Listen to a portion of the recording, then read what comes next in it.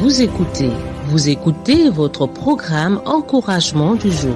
Vous écoutez votre programme Encouragement du jour.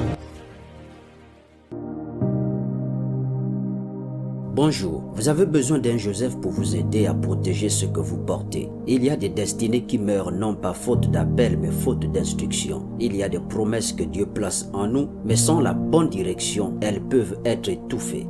Regardons Marie, elle portait en elle Jésus, le sauveur du monde. Mais ce qu'elle ne savait pas, c'est que quelqu'un voulait tuer ce qu'elle portait, à savoir Hérode. Hérode cherchait à faire périr l'enfant. Et c'est là que Joseph entre en scène.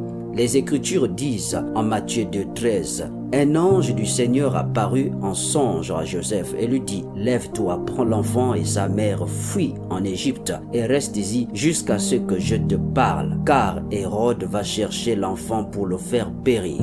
Joseph, voyez-vous, c'est celui qui voit le danger que toi, tu ne vois pas. C'est celui qui entend de Dieu et qui sait te guider pour protéger ce que tu portes en toi, ton potentiel, ta vision, etc.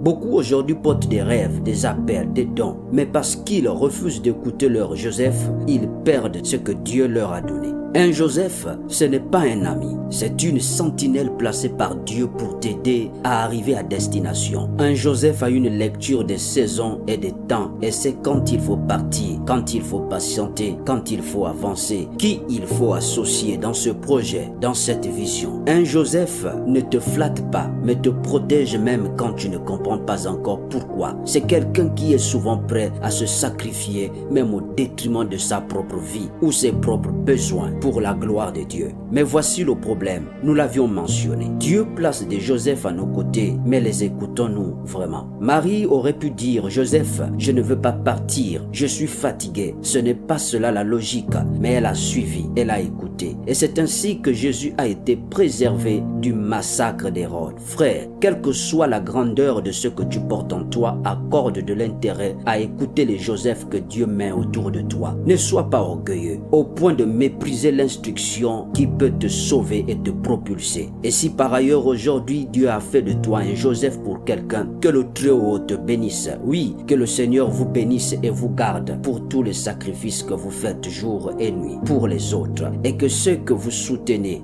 deviennent à leur tour des Joseph pour d'autres aussi. Restez connectés et à très bientôt pour un nouveau partage du jour.